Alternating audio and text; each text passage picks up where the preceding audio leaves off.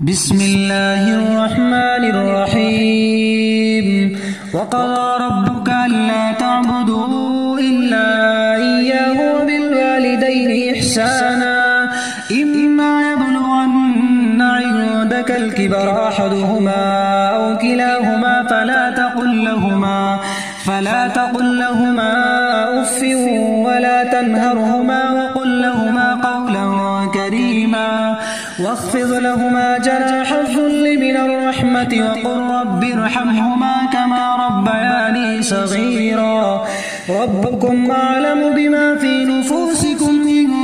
تكونوا صالحين فإنه كان للأوابين غفورا وآت ذا القربى حقه والمسكين وابن السبيل ولا تبذر تبذيرا إن المبذرين كانوا إخوان الشياطين وكان الشيطان لربه كفورا وإما تعرضن عنهم ابتغاء رحمة من ربك ترجوها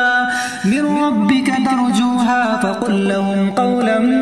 ميسورا ولا تجعل يدك مغلولة إلى عنقك ولا تبسطها كل البسط فتقعد ملوما محسورا إن ربك يبسط الرزق لمن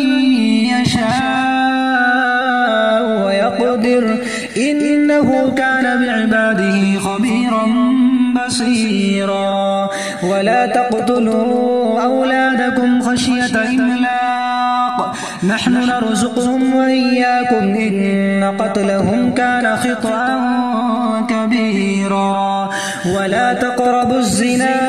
إنه كان فاحشة وساء سبيلا ولا تقتلوا النفس التي حرم الله إلا بالحق ومن قتل مظلوما فقد جعلنا لوليه سلطانا فلا يسرف في القتل إنه كان منصورا ولا تقربوا مال اليتيم إلا بالتي هي أحسن حتى يبلغ أشده